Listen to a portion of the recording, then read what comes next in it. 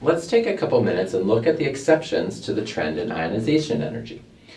When we look at this plot, we saw that there were two blips on the curve as we move across the row in a periodic table.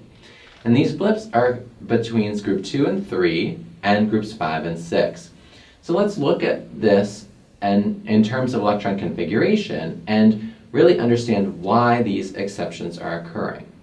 So a group 2 element would have an electron configuration of something like this, where I have a filled Ns2, where N is my principal quantum number. So if we were looking at beryllium, for example, this would be the 2s orbital, and it would be filled.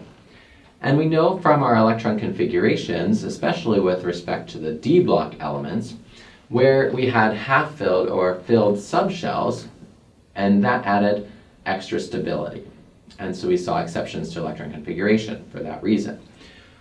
There are going to be exceptions to ionization energy because of those filled or half-filled subshells as well. So we have a filled subshell here.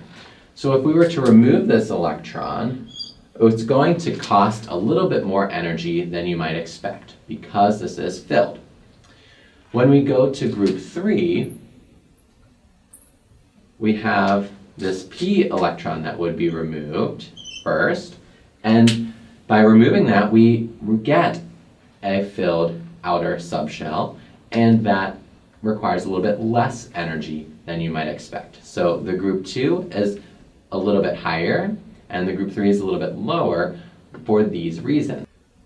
Now looking at groups 5 and 6, our electron configuration for something like nitrogen would look like this, and to remove an electron, notice that this p subshell is half filled. To remove that electron is going to cost more energy. So we see a higher than you might expect number for ionization energy. And with group 6, our oxygen group, the electron that would be removed would be this paired one, and by removing that electron, it gives me a half-filled subshell. And that half-filled subshell is especially stable. So achieving that half-filled shell is going to require less energy to be put in.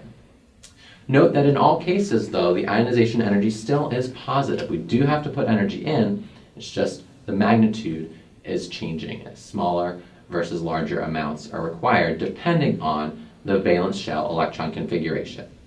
So don't forget about that exception as you move across the row, and thanks for watching.